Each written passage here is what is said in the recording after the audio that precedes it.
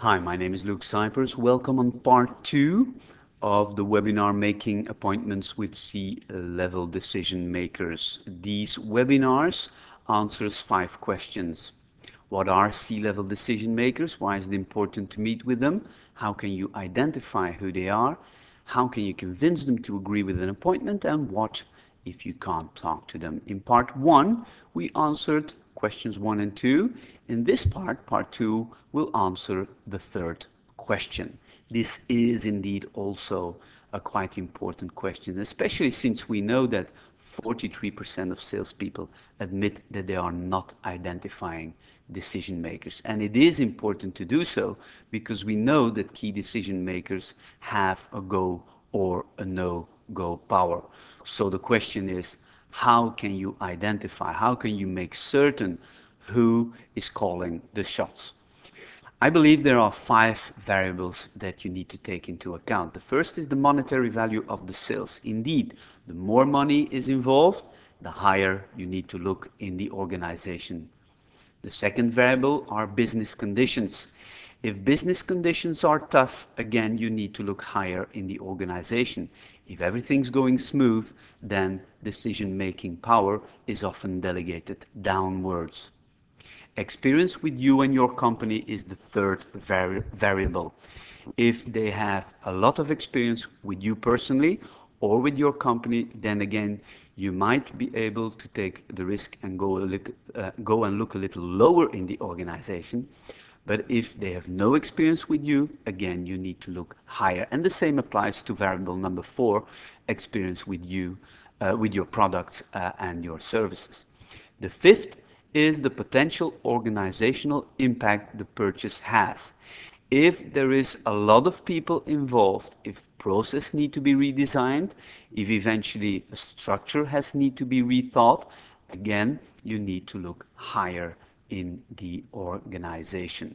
So these are the 5 variables that you need to take into account, as well as a number of complementary comments. The first is that the decision maker is sales specific. This means that you don't want to assume that if Pete Peterson has called the shots on the last project, that he will also be the key decision maker on this new project. You need to reassess this for each project again. Secondly, decision makers are often highly placed. They are indeed C-level people, C standing for CEO, CFO, and so forth.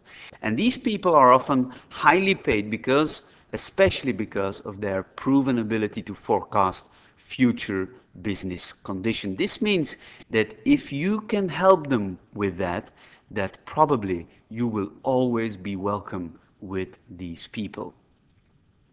And the final comment is that you might want to ask yourself, at what level in my own organization would final approval be made, especially if your organization is comparable in size with the organization you're trying to sell to.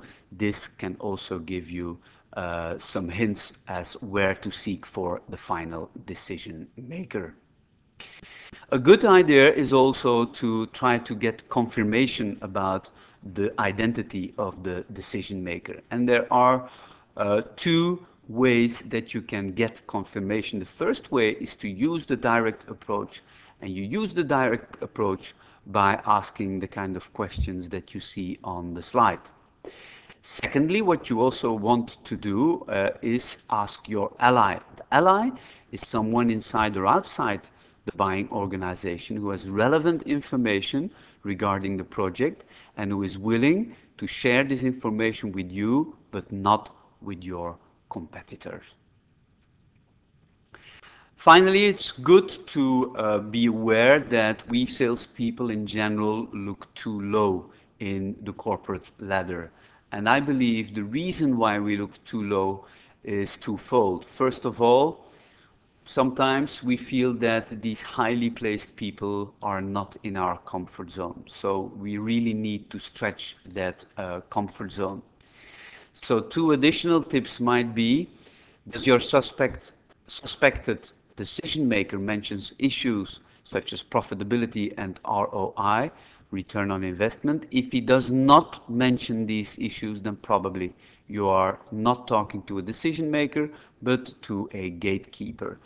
And a second tip, systematically try to meet the person one level above where you think the decision is being made. Indeed, this might be a little bit tougher to get in contact with these people, but once you are in contact with them, it's always more easy to go down on the corporate ladder than it is to go up on the corporate ladder. Hey, this is it for this second part of the webinar.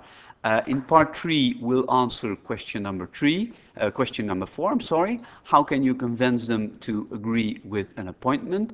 In the meantime, you can always take a look at my website or send me an email. Thank you for attention, and I hope this will help you becoming even more successful. Bye-bye.